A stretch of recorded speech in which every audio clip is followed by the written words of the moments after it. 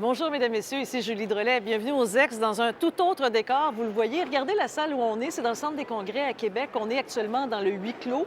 Ici, tous les gens qui sont ici, il y a des élus, mais il y a aussi des représentants de différents groupes qui sont présents. Tous ces gens-là ont déjà eu accès à tout le matériel du budget. Ça doit être dévoilé par la suite à 16 heures. Là, vous me regardez en différé. Ce n'est pas en direct. C'est une petite capsule que j'enregistre avec vous, avec les Ex d'ailleurs, avec Mathieu, Marie et Yolande qui sont avec moi. Bonjour. Bonjour. Alors, vous avez eu l'occasion de potasser justement là, ce budget-là. Écoutez, les documents qu'on avait étaient épais comme un bottin téléphonique. On a fait le plus rapidement possible. Moi, je veux juste avoir vos grandes lignes, votre regard. Qu'est-ce qui vous marque? Qu'est-ce que vous retenez du budget, Mathieu? Les attentes étaient élevées pour le budget, Julie, vous le savez. Donc, au niveau de la santé, par exemple, il y a des bonnes nouvelles, il y en a aussi des moins bonnes. Dans les bonnes, on pourrait dire qu'il y a un réinvestissement quand même important au niveau de la DPJ et des jeunes qui sont en difficulté. On sait que ça l'a fait beaucoup jaser au fil des dernières semaines. Et les services sociaux ont réussi à émerger du dossier santé. Vous rappellerez que c'est un dossier qui englobe souvent cette partie importante, donc des soins de santé qu'on donne à notre population puis des services. Alors là-dessus, ça, c'est le point positif. Au niveau négatif, par contre, beaucoup des travailleurs qui sont dans le milieu de la santé restent sur leur appétit. On retrouve dans le budget encore l'offre patronale initiale du gouvernement Legault. Les intervenants ne trouvent pas effectivement que c'est une façon de valoriser leur profession dans différentes maisons d'hébergement sur le terrain. Et on a parlé aussi à plusieurs intervenants. Il n'y a pas beaucoup de fonds qui sont donnés pour la formation, donc pour lutter contre la pénurie de main-d'œuvre dans différents secteurs. Il va falloir aussi se pencher sur la question. Oui, ça va être un gros défi, la pénurie de main-d'œuvre. Marie, vous, qu'est-ce qui vous frappe? En fait, c'est l'ambition, mais l'ambition qui n'est pas toujours positive, là, parce que quand on regarde, par exemple, les perspectives de croissance économique du budget, on est à 0,5 de plus que l'an dernier. Donc, l'an dernier, on disait en 2020-2021, on aura une croissance économique de 1,5 et finalement, là, on a une perspective de 2. Et quand on sait qu'avec tout ce qui se passe à travers le monde, bien là, on se dit peut-être que le gouvernement aurait pu lever un peu le pied. Mais en contrepartie, on va dire probablement qu'on met des mesures en place pour stimuler l'économie, un nouveau crédit d'impôt pour l'innovation qui va aider les entreprises, mais reste encore l'enjeu. Puis je pense que ça va être le fil conducteur. Pénurie de main-d'œuvre, beaucoup de déceptions ici parce qu'on le sait, au huis clos, il y a beaucoup d'organisations qui sont représentées. Et le mot vraiment, c'était on a besoin de monde, on a des enjeux de main-d'œuvre. Comment on va faire pour réaliser, par exemple, le plan québécois d'infrastructure? C'est comme un peu le fil conducteur. Donc, il y a des bonnes nouvelles d'un côté, beaucoup d'ambition, mais par contre, probablement certains petits problèmes pour réaliser tout ça. Mais partagé par les syndicats et par, en plus, les chambres de commerce. Bien oui. Et le patronat. Parce que c'est ça, on voit, on rajoute des milliards dans des chantiers, donc ça va demander énormément de travailleurs. En fait, il faut que ça avance, un chantier. Ça prend des gens. La grande question, si on n'a pas la réponse aujourd'hui, est-ce qu'on a suffisamment la main-d'œuvre pour ça? Vous, Yolande, qu'est-ce qui vous Bien, c'est sûr que sur la question de main-d'œuvre, je partage l'avis des collègues. Je suis particulièrement pour l'instant déçue. Puis je pense que d'une certaine façon, ça décrit un peu les réactions de la salle. C'est pas vrai que les gens sont en général déçus du budget. C'est pas ce que je retiens, mais j'ai pas senti comme un enthousiasme non plus.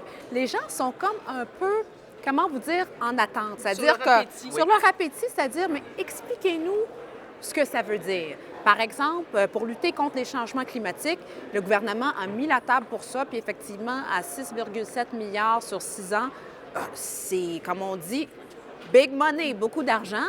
Mais dans les faits, est-ce que comment on va ventiler ça? Alors, il faudra voir, peut-être que c'est dans la stratégie du gouvernement, je ne sais pas. Est-ce que c'est des ministres qui vont, dans les prochains jours, les prochaines semaines, venir décrire et ventiler comment ces sous-là vont être déclinés dans la population? C'est un peu ce qu'on sent en ce moment dans la... En tout cas, c'est comme ça que je reçois. Que vous l'avez reçu, oui. C'est ça. Parce que le mot environnement, il est écrit vraiment en grosses lettres dans ce budget-là. On essaie vraiment de marquer l'imaginaire. On essaie de convaincre ici le public. Écoutez, on l'a pris au sérieux, cet enjeu-là. On est en train de le faire, ce virage vert. Mathieu, ça faisait partie des choses que vous alliez surveiller, vous aussi. On parle beaucoup d'électrification. C'est ce que j'allais dire.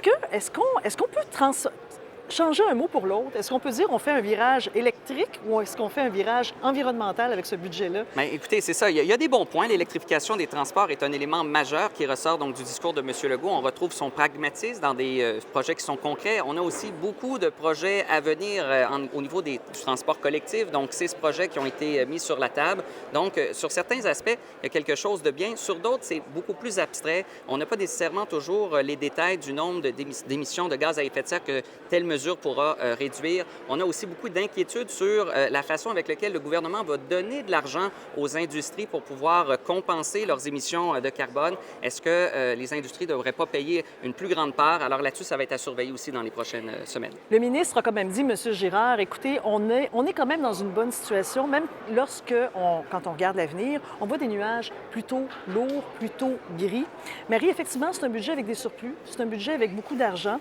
Ceci dit, les défis sont importants. Je sais qu'il y a des gens qui n'en peuvent plus qu'on parle du coronavirus, mais ça fait partie de l'équation, ça fait partie des risques de ralentissement économique aussi. Oui, puis là-dessus, bien évidemment, on le savait, hein, on l'avait appris hier, il n'y a pas de mesures particulières. Mais non seulement il n'y a pas de mesures particulières, mais l'espèce de petit coussin qu'on s'était mis l'an dernier de 100 millions qui était là sur les 5 années budgétaires a disparu.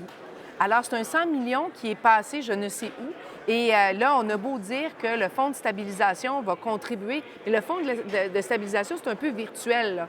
Alors, c'est pas comme si on avait mis, je ne sais pas moi, 500 millions de côté en disant, vous savez quoi?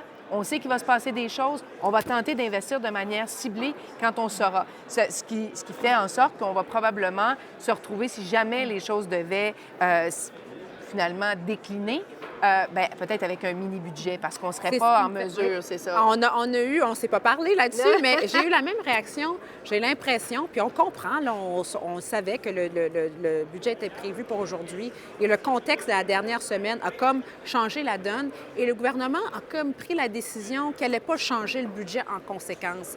Mais avec tout ce qu'on voit, que ce soit le coronavirus ou le COVID-19 ou le virus en question, le baril du pétrole aussi, l'économie mondiale, j'ai l'impression que le gouvernement va devoir se ressaisir de toute façon. C'est comme si, oui, aujourd'hui, c'est le budget, parce que la croissance est quand même prévue à 2 alors que les choses ont changé.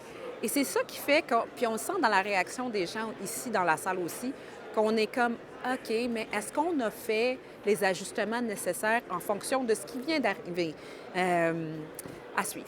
À suivre. Alors, ce qu'on comprend, ce que je décode quand je vous écoute parler, c'est que vous restez un peu sur votre appétit pour les détails. Oui. On voit les montants, oui. Maintenant, on ne voit pas encore le comment là-dedans. Et il reste les réactions. C'est ce qui va suivre, finalement, mesdames, messieurs, avec toute notre programmation spéciale. Vous allez voir les groupes de pression, vous allez voir les partis d'opposition, vous allez voir aussi le public, vous-même. Est-ce que vous allez être satisfait aussi de ça? Ce qui nous donne l'occasion de revenir demain, mais dans nos studios, pour faire la suite de ce budget-là, quand on aura davantage le grand portrait de toutes ces réactions. Donc, on va continuer notre analyse. C'était une grosse journée. Merci beaucoup, les ex. Merci, mesdames, messieurs. À demain.